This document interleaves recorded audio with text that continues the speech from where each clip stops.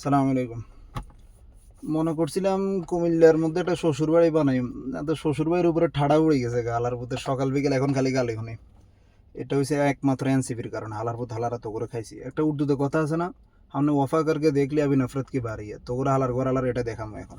ভাই আমরা আসলেই এখন থেকে নোয়াখালীতে এনসিপি, ফেনী, নোয়াখালী, কুমিল্লাতে এনসিপির কোনো দল গঠন হলে কুত্তের মতো ভিড়াবেন এদেরকে।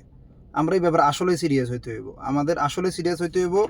রকাফার মতো, রকাফা আছে না, রকাফার মতো সিরিয়াস হইতে হইব। মনে করেন নোয়াখালীর এই বিবেক যখন বানাবো তখন আমগো উপরে ফুল আইবে, যদি আমরা এখন সিরিয়াস হই। যদি ভাই না বানাইতে পারে তো ফুল তো কিচ্ছু আইব না, ফুল তো কি উল্টা ডান্ডা পিটাই পড়বো। আর এনসিপি ভাই তোরা কলা খাবো, এবে রাজনীতি করতে এসে প্রধানমন্ত্রী হবি, হালার ভূত হালার প্রধানমন্ত্রী তখন নিচে দিয়ে দিব, দেখিস।